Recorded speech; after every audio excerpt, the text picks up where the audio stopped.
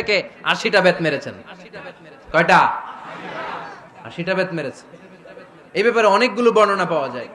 সবচেয়ে সহিহ বর্ণনা হচ্ছে মুয়াত্তা ইমাম মালিকের বর্ণনা। ওমরে ফারুক রাদিয়াল্লাহু তাআলা আনহুর ছেলে আব্দুর রহমান মারুফুন বিআবি শাহমা ছিলেন মিশরে। ওখানে নাবিজ খেয়েছিলেন। নাবিজ হচ্ছে আরব দেশের লোকেরা দুধের মধ্যে শক্ত খুরমা রাত্রেবেলা ঢেলে দিত। ঢেলে দিলে সারা রাত ওই খুরমার রসটা দুধের সাথে মিশে দুধটা লাল হয়ে যেত। এটারে সকালবেলা খেত, খুব সুস্বাদু। এটাকে বলে নাবিজ। কিন্তু এটা রাতে ভিজাইলে সকালেই খাইতে হয়, রেখে দিলে আবার একটু সমস্যা হয়।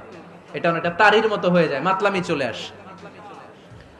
তো ওমরে ফারুকের ছেলে নাবিজ খেয়েছেন, মদ খাননি, নাবিজ। কিন্তু নাবিজ খাওয়াতে সাকরান চলে এসেছে। সাকরান চলে আসাতে এটা যখন প্রমাণিত হয়েছে, আমর ইবনে আস রাদিয়াল্লাহু তাআলা আনহু নাকি 80 বেত মেরেছেন মিশরে। কয় বেত? নিয়ম হচ্ছে সবার সামনে, ইনি সবার সামনে না মেরে একটু গোপনে মেরেছে। এই তথ্য যখন ওমরে ফারুকের কাছে এসেছে, উনি বললেন না, মারতে হবে সবার সামনে, আলাদা মারলা কেন? ও মদিনায় ফিরে আসলে আমি আবার 80টা মারব। মদিনায় ফিরে আসার পরে সাইয়েদনা ওমরে ফারুক ওই আগের 80টারে আর ধরেন নাই, নিজ হাতে আবার 80টা বেত মেরেছেন।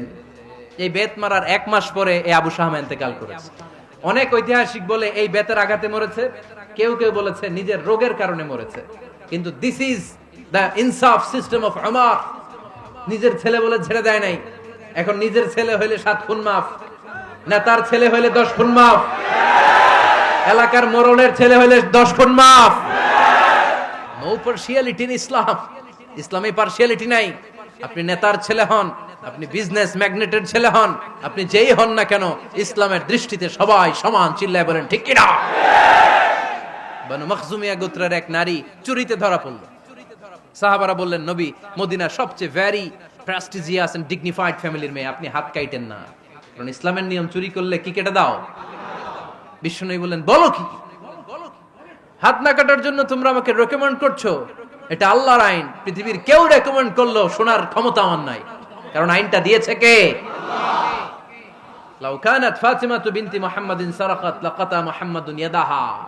আরে বনু মাকসুমিয়া মেয়ে তো দূরের কথা, আমার কলিজার টুকরা ফাতেমাও যদি আজ চুরিতে ধরা পড়তো, তার হাত কেটে দিতে আমি 1 মিনিটও দেরি করতাম না। দিস ইজ ইসলাম। এই হচ্ছে ওমরে ফারুকের মানাকিব। এরকম ওমরে ফারুক কয়টা লাগবে? আওয়াজ করে বলতে হবে, কয়টা লাগবে? একটা লাগবে।